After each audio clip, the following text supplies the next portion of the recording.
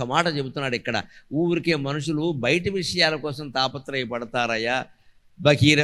బహిర్నకించిదప్యస్తి బహిర్నకించిదప్యస్తి ఖాద్రియబ్జుర్వీదిగాదికం బహిర్నకించిదప్యస్తి ఖాద్రియబ్జుర్వీదిగాదికం ఏతత్స్వచిత్త ఏవాస్తి పత్రపుంజమివాంకురే. బహిర్నకించిదప్యస్తి, బయట ఏమీ లేదు, బయట ఏమీ లేదు. బయట ఎన్నో ఆకర్షణలు, విలాసాలు, వైభవాలు, ఇంకేవో రాగద్వేషాలు ఉన్నప్పటికీ ఇక్కడ కింద పైన కూడా నిండిపోయి ఇంతమంది ఎందుకున్నారండి? ఆత్మజ్ఞానానికి ఉండే ఆకర్షణ, భగవంతుడికి ఉండేటువంటి ఆకర్షణ. దానికంటే గొప్ప ఆకర్షణ ఏమి ఉండదు ఇక్కడ. ఇక్కడ ఏమైనా 3 రోజులు మాట్లాడితే నాకు సత్కారాలు చేస్తారు, మీకెవరు చేస్తారో? ఎందుకు వచ్చారు ఇక్కడికి? ఇదేదో బాగుంటుంది, మనశ్శాంతి అనే కదా వచ్చింది, లేకపోతే ఎందుకంటే రావడం అంటే ఖచ్చితంగా మన జీవితంలో అన్ని విషయాల కంటే ఈ జ్ఞానం పొందడం గొప్పది అని కింద పైన అందరూ భావిస్తున్నారు లేదా? వశిష్ఠుని సంకల్పం పనిచేసినట్టేనమ్మా. వశిష్ఠుని సంకల్పం పనిచేసినట్టు. దైవ ధ్యానాన్ని మించింది లేదు, భగవత్స్మరణను మించింది లేదు, ఆత్మజ్ఞానాన్ని మించింది లేదు. బయట ఏమీ లేదు నిజానికి. మీరు ఎన్ని సినిమాలైనా చూడండి, ఎన్ని రాజకీయ ఉపన్యాసాలైనా వినండి, ఎన్ని పెళ్ళిళ్ళకైనా మీరు వెళ్ళండి, ఎన్ని విందుల్లో వినోదాలైనా పాల్గొనండి. ఓ పావుగంట ఆనందం, అరగంట ఆనందం, మళ్ళీ ఇంటికి వస్తే ఏదో లోపల మన గొడవ మనదే, మన వెలితి మనదే. ఆ వెలితి లేని జీవితం గడపాలంటే బయట ఏమీ లేదు, అంతా లోపలే ఉందని గ్రహించాలి. బహిర్నకించిదప్యస్తి, బయట ఏమీ లేదు. ఏమిటి లేదుట?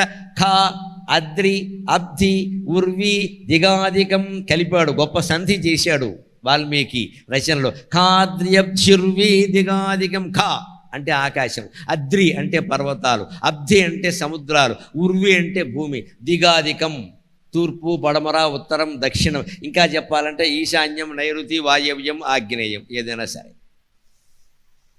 4 దిక్కులు, 4 ఉపదిక్కులు మొత్తం కలిపినా నువ్వు పంచభూతాలు తప్పితే ఏమీ లేదయ్యా. ప్రపంచం అంతా ఏం తిరుగుతావు? బయటికి వెళ్ళి ఏం చూస్తావు? ఊరికే ఇంకా అది చూడలేదు, ఇది చూడలేదు, వాళ్ళ ఇంట్లో పెళ్ళికి నన్ను పిలవలేదు, వాళ్ళ ఇంట్లో పేరంటం అయిందని నన్ను పిలవలేదు, పిలవకపోతే మనకు సమయం దొరికింది, గొడవలేదు.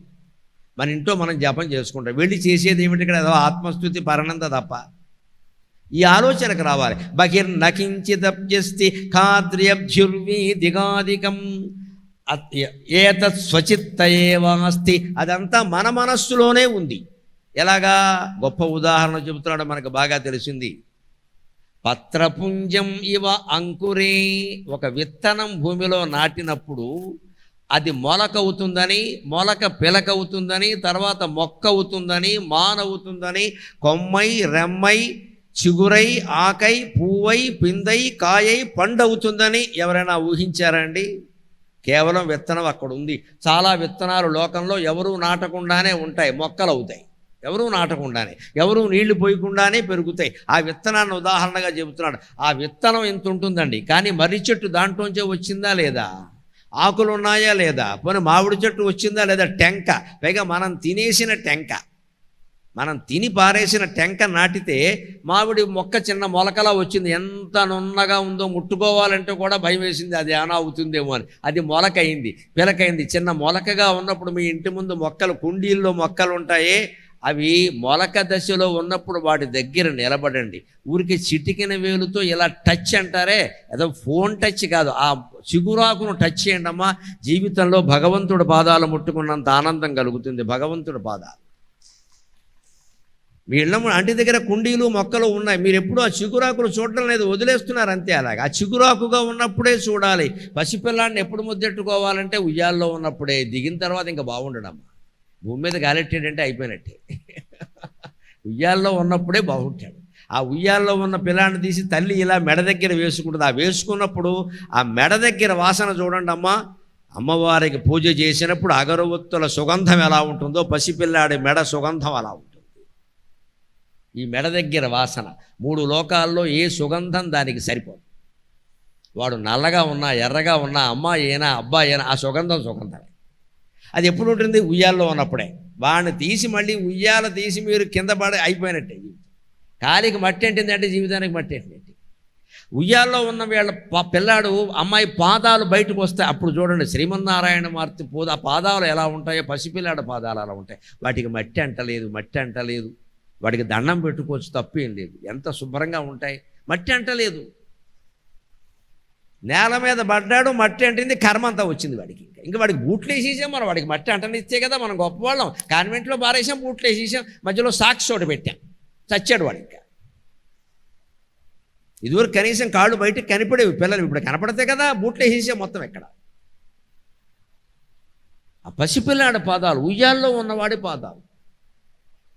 అది అలాగే ఆ పిల్లాడిలో తర్వాత పెద్దవాడు అవుతున్నాడు, పెళ్ళి అవుతున్నాడు, వాడు మళ్ళీ తండ్రి అవుతున్నాడు. మన కళ్ళ ముందే పిల్లలు పెరిగి అమ్మమ్మలైన వాళ్ళకి తెలుస్తుందండి ఈ అనుభూతి బాగా. మీ అమ్మాయి మీ కళ్ళ ముందు పెరిగింది, అమ్మాయికి మీరు పెళ్లి చేశారు, అమ్మాయికి అమ్మాయి పుట్టింది. ఆ అమ్మాయికి 40 ఏళ్ళు వచ్చాయి, ఈ అమ్మాయికి 16 ఏళ్ళు ఎన్నో వచ్చాయి, 20 ఏళ్ళు వచ్చాయి. ఆ మనవరాలకి పెళ్లి చేశారు. చేస్తుంటే అమ్మాయి అల్లుడు హడావుడిగా తిరిగేస్తున్నారు మొత్తం అంతా. ఈ తల్లి ఏమనుకుంటుందో తెలుసా? ఏమిటో పిచ్చి మోహం, చిన్నప్పుడు బడికి వెళ్ళాలంటే నేను బట్టలు సర్దేవాల్సి వచ్చేది, ఇప్పుడు దాని కూతురు పెళ్లి చేసేస్తుంది ఏకంగా అని ఈ అమ్మమ్మకి ఎంత ఆనందంగా ఉంటుందండి. విచిత్రమైన అనుభూతి కదా ఇది. అంటే తన పిల్ల తన పాలు తాగింది, తన ఒళ్ళో పెరిగింది, దానికి బట్టలు వేసుకోవడం కూడా తెలిసేది కాదు. అటువంటిది అప్పుడే పెద్ద ఆవిడైపోయింది, 45 ఏళ్ళు వయస్సు వచ్చేసింది, దాని పిల్లకి పెళ్లి చేస్తుంది. అప్పుడే ఏదో కేకలేసేస్తుంది మొగుండి పిల్లనే కూడా. ఈ తల్లికి ఎలా ఉంటుందంటే మన కళ్ళ ముందు పెరిగింది ఈ పిల్ల, ఎలా మారిపోయింది. మరి అంత పెద్ద పిల్ల నీ ఒళ్ళో ఉందా లేదా, నీ కడుపులో ఉందా లేదా తల్లి? ఆ కడుపులో ఉన్నటువంటి శిశువే ఇంత పెద్దవాళ్ళు అవ్వడం ఖాయమైనప్పుడు, ఒక చిన్న విత్తనం నుంచి మొలకలు, పిలకలు, మొక్కలు, మానులు, కొమ్మలు, రెమ్మలు, చిగురులు, ఆకులు, పువ్వులు, పిందెలు, కాయలు, పళ్ళు అన్నీ రావడం నిజమైనప్పుడు, భగవంతుడి యొక్క మాయ నుంచి, మనస్సు నుంచి ఈ సృష్టి అంతా వచ్చింది అనేది నిజమా కాదా? నిజమా కాదా? మన మనస్సు, మన ఆలోచన నుంచి మన జీవితం ఏర్పడినట్టే సమిష్టి మనస్సు మాయా అనేది భగవంతుడి యొక్క మనస్సు. అది సమిష్టి మనస్సు అంటారు. మాయ సృష్టి అంతా కలిపిన మనస్సే సమిష్టి మనస్సు. ఆయన నుంచి సృష్టి అంతా ఏర్పడింది. నీ ఆలోచనను బట్టే నీ జీవితం ఏర్పడింది కదా.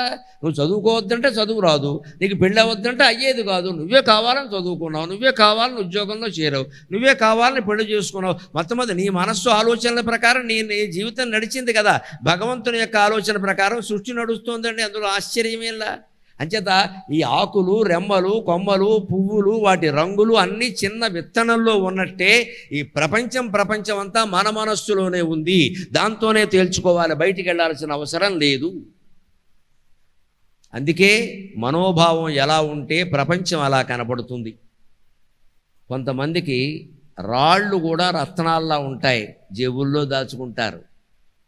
కొంతమందికి రత్నాలు కూడా రాళ్ళులా ఉంటాయి, వాళ్ళ కర్మ వాళ్ళది. ఎవరండి? రాళ్ళు జేబుల్లో దాచుకునే వాళ్ళు చిన్నపిల్లలమ్మ. గులకరాళ్లతో ఆడుకుంటారు, అష్టాచెమ్మ ఆడతారు. 4 రాళ్ళు ఉంటాయి. ఆ 4 రాళ్ళు ఈ అమ్మాయి ఆట అవగానే ముద్దెట్టుకుని చక్కగా ఓ బరిలో పెట్టి నేను ఆ ఊరికి ఇవ్వను అని లోపల పెట్టుకుని ఇంత చేస్తే రాళ్ళు అవి. రత్నాల వర్తకులు ఉంటారు, వాళ్ళకి రత్నాలు కావాలి, రాళ్ళు వాళ్ళకెందుకు? కానీ వాళ్ళ జీవితంలో కూడా జరగకూడని ఏదో జరిగిందనుకోండి, పరమ దుఃఖం వాళ్ళ ఇంట్లో వచ్చిందనుకోండి, ఇన్ని రత్నాలు ఉన్నాయి, రత్నం లాంటి నా జీవితం పాడైపోయిందని ఏడుస్తాడమ్మా. ఆ రత్నం రాయి కిందే కనపడుతుంది. వెరసి రత్నము కాదు, రాయి కాదు, అంతా నీ మనోభావాన్ని బట్టి ఉంది, నీ మనోభావాన్ని బట్టి ఉంది.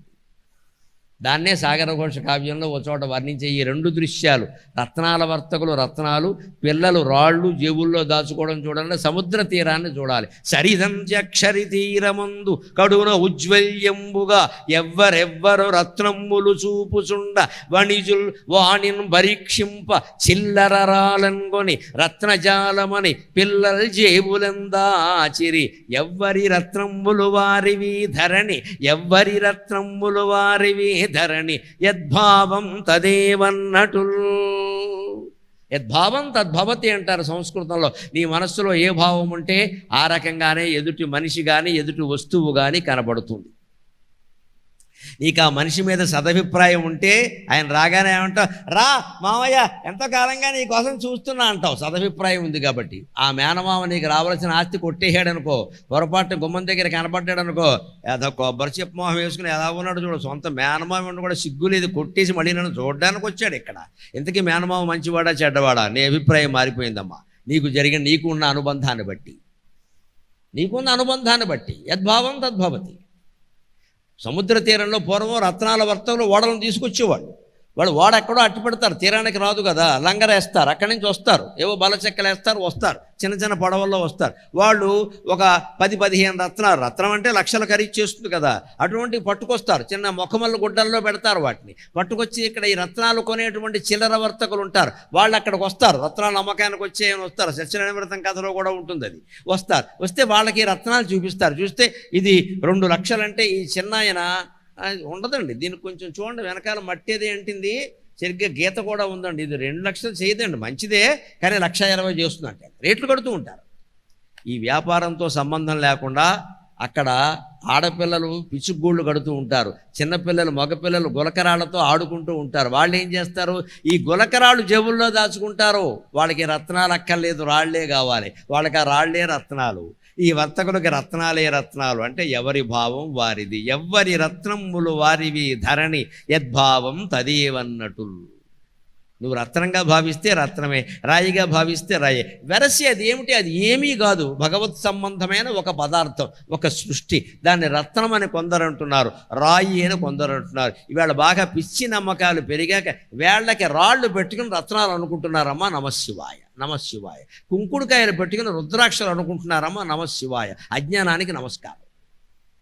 అందరికీ ఏకముఖి రుద్రాక్ష కావాలి. నేను ఒక పెద్ద శివక్షేత్రానికి వెళ్ళాను ఎప్పుడో 5-6 ఏళ్ల క్రితం. అక్కడ రుద్రాక్ష వనం ఉంది అంటే ఈవిడ ఇంట్లో ఉండి కాస్త చూసి వద్దాం, రుద్రాక్ష వనం అంటే నాకంత దృష్టి ఏం లేదు, కానీ ఆవిడ కోరిక తీర్చడం నా ధర్మం కదా, ఫోన్లే వెడదాం నీకే అనుభవం అవుతుంది దా అన్నాను. వెళ్ళాం. ఆయన్ని ఉడిగా అడిగా, ఏకముఖి రుద్రాక్ష ఉందా అన్నాను. ఆయన ఏమన్నాడో తెలుసా, అన్నీ అవేనండి అన్నాడు. నమశివాయ. అదేమిటండి అన్నీ అవే ఎలా అవుతాయి? ఏమీ లేదు సార్, ఆ విత్తనం ఉండి కాస్త పెరిగేటప్పుడు ఒక రకమైన ఎరువు వేస్తాం, ఒక ఇంజెక్షన్ చేస్తాం సార్, అన్నీ ఏకముఖమే అన్నాడు. ఇప్పుడు నాది ఏకముఖం అయింది ఇప్పుడు ఈ మాట విన్నాక. అది సహజంగా వచ్చిన ఏకముఖం కాదు, వీడు తయారు చేశాడు. అందరూ ఏకముఖం అడుగుతున్నారు, అందుకని వీడు ఏకముఖం తోట పెట్టేశాడు. వాడు ముఖం వెలిగిపోతుంది, కొనవాడు ముఖం శనిముఖం అయింది. ఇక్కడ 50,000 ఏకముఖి రుద్రాక్ష. మన అజ్ఞానం ఎలా ఉంది, మన బుద్ధి మార్చుకోం, మనం ఏ క్రమశిక్షణ పాటించాం, మనం ఏ నిజాయితీ పాటించాం. మెడలో రుద్రాక్షమాల వేసుకోగానే శివుడు మన ఇంటి ముందు వాచ్మన్ అయిపోవాలి. ఇక్కడ అయ్యి బాబోయ్ ఎంత గొప్పవాడువో, శివుడు కర్మకాలింది. మన అజ్ఞానం ఇది. అందుకే రుద్రాక్షల వ్యాపారం జరుగుతోంది, తులసిమాల వ్యాపారం జరుగుతోంది. అన్ని వ్యాపారమేనమ్మా. దేవుడు ప్రసాదాన్ని నమ్మేస్తున్నారు, తీర్థాలు నమ్మేస్తున్నారు, రంగురాళ్ళు నమ్మేసి ఉంగరాలని చెబుతున్నారమ్మా. దయచేసి మాయలో పడకండి. 100 ఉంగరాలు పెట్టినా, ఉంగరాల జుట్టు పెంచినా మీ జాతకం మారదు. మీ బుద్ధి మార్చుకుంటేనే జాతకం మారుతుంది ఖచ్చితంగా. దానికి నువ్వు ఏ రంగురాళ్ళు పెట్టాల్సిన అవసరం లేదు, నీ బుద్ధి మార్చుకుంటే చాలు.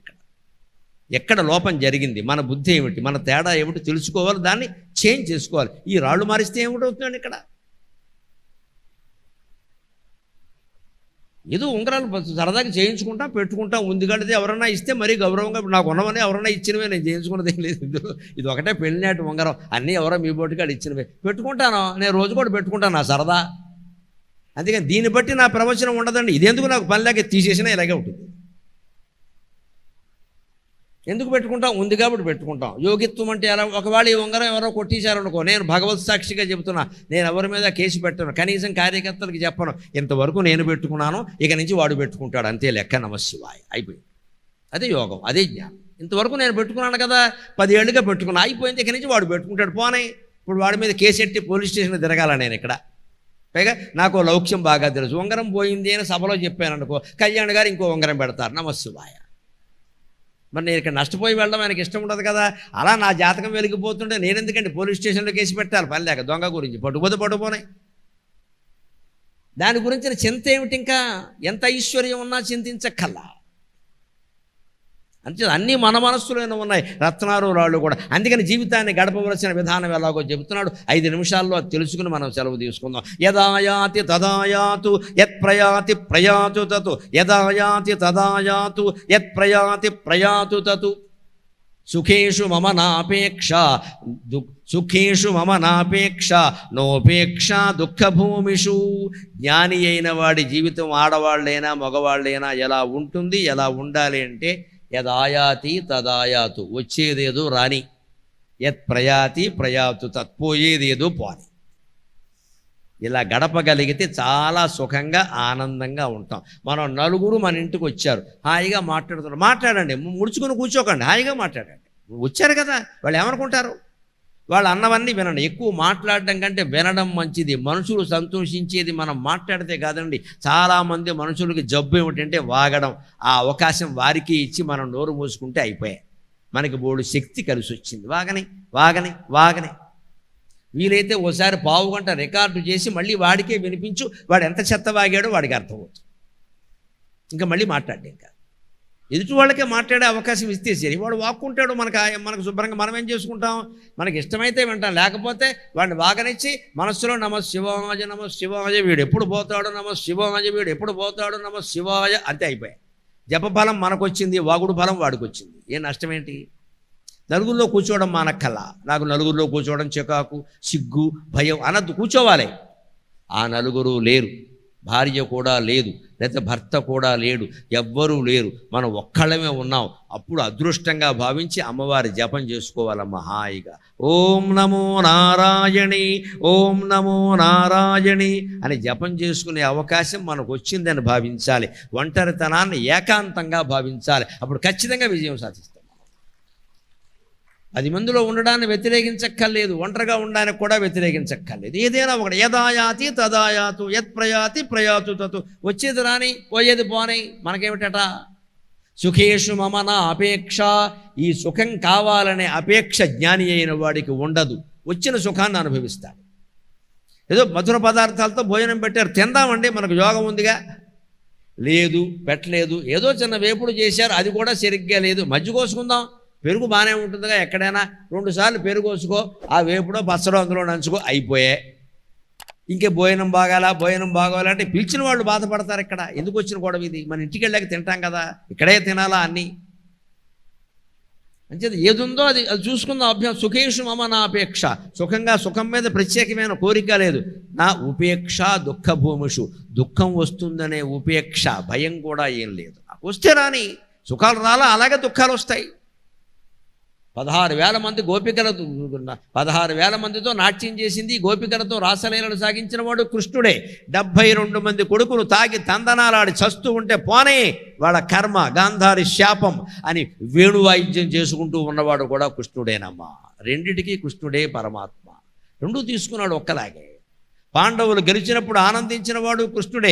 గాంధారి శాపం ఇచ్చి దుర్యోధనుడు పోయినట్టే నువ్వు పోతావు, దిక్కుమారిన మరణం వస్తుంది నీకు, నువ్వు చనిపోయినప్పుడు ఎవరు ఉండరు, రోజుల తరబడి నీ శరీరం అలాగే ఉంటుందంటే కృష్ణ పరమాత్మ ఎంత యోగి అంటే కొంగు చాపి, అమ్మా గాంధారి నువ్వు మహాసాధ్వివి, ఈ రోజుల్లో సాధువులు లేరు, సాధువులకు నేను విలువిస్తాను, వేదం చదువుకున్న పండితుడికి పతివ్రత అయిన స్త్రీకి నేను పాదాభివందనం చేస్తా గాంధారీదేవి, నీ మాట చెల్లుగాక, నాకు దిక్కుమాలిన మరణమే వచ్చునుగాక, నా శవం అలాగే ఉండునుగాక, అయినా పాండవుల్ని ఏమీ అనకమ్మా అని కొంగు జాపాడమ్మా కృష్ణ పరమాత్మ. కృష్ణస్తు భగవాను స్వయం. ఆయన్ని మించిన దేవుడు ఉంటాడా? ఎంత త్యాగం.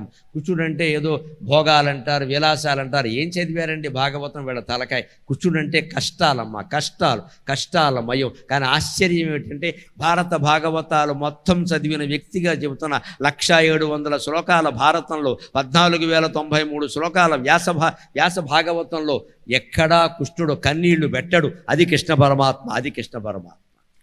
కన్నీరు రాదు.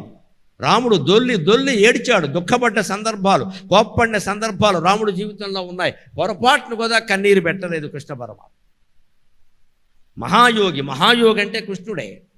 అది జీవితం అంటే. ఇక్కడ ఏదో వచ్చింది రాని, పోతే పోయింది, నాకు ప్రత్యేకించి సుఖాల మీద కోరిక లేదు, దుఃఖపడ్డానికి అభ్యంతరము లేదు అన్నాడు. చివరిగా ఒక్క మాట చెప్పుకొని మనం సెలవు తీసుకుందాం. ఏది వస్తుందో అది రాని, ఏది పోతుందో అది పోని, నాకు సుఖాల మీద కోరిక లేదు, దుఃఖాల గురించిన భయము లేదు అన్నవాడు ఎలా ఉంటాడంటే దేని మీద దృష్టి పెడతాడు? దేని మీద దృష్టి పెడితే మనం ప్రశాంతంగా ఉంటాం? వర్తమానమనాయాసం భజద్వాక్యధియాక్షణం భూతం భవిష్యమభజతు యాతి చిత్తం అచిత్తతాం. వర్తమానం అనాయాసం, అప్పటికప్పుడు వచ్చిన పనేదో ఎటువంటి అపేక్ష లేకుండా దాన్ని పూర్తి చేయి. ఇంట్లో వాళ్ళు నీకు ఏదో పని చెప్పారు, ఓ బాధ్యత అప్పగించారు, ఆఫీసులో నీకు ఏదో ఉద్యోగం అప్పగించారు, అదేం చేయాలో అది చేసే. ఇక దాన్ని నువ్వు ఒక్కడవే చేసినట్టు లేకపోతే నువ్వు కాబట్టి చేయలేకపోయినట్టు రెండు భావాలు వద్దు. అది జరగడానికి నీతో పాటు ఇంకొంతమంది కారణం అవుతారు, అది దెబ్బతింటే దెబ్బ తినడానికి కూడా ఇంకొంతమంది కారణం అవుతారు. పిల్లాడు పరీక్ష తప్పాడు అంటే వాడు సరిగ్గా చదవకపోవడం మొదటి కారణమేనండి, అనుమానం వెళ్ళ. కానీ బళ్ళో కూడా సరిగ్గా చెప్పకపోవచ్చుగా. తల్లిదండ్రులకు సంబంధించిన సమస్యలు ఏమన్నా వాడి మనస్సులో ఉండొచ్చు కదా. పిల్లలు చక్కగా చదువుకుంటున్నా ఈవేళ కొంతమంది మనస్సులు భాగాలు ఎందుకో తెలుసా, దంపతులు వాళ్ళ ముందే కొట్టుకుంటున్నారండి ఘోరంగా, వాళ్ళ ముందే దెబ్బలాట. పిల్లలు ఏమనుకుంటారని కూడా ఆలోచించడం, ఎవరి పౌరుషాలు వాళ్ళవి. ఆ దంపతుల తగాదాలు పిల్లల మీద చాలా విషప్రభావం చూపిస్తాయమ్మా.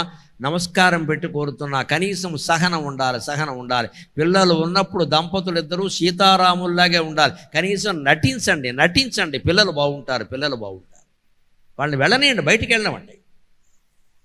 వాళ్ళు ఏ స్కూలుకో వెళ్ళాక, ఏ ఆడుకుందుకో వెళ్ళాక కావాలంటే ఒకరు రోకలి ఒకరు రోలు తీసుకుని కొట్టుకోండి. వాళ్ళ కళ్ళ ముందే దెబ్బ. ఇవాళ సహనం లేదండి ఎవరిలో, అసలు యువతరంలో సహనం బాగా తగ్గిపోయింది. నేను ఊరుకుంటాను. అసలు పిల్లలు ఉన్నారమ్మా, చిన్న పిల్లలు అనుకోవద్దు, 3 నెలలు దాటిన దగ్గర నుంచి పిల్లల మనస్సు బ్రహ్మాండంగా పనిచేస్తుంది.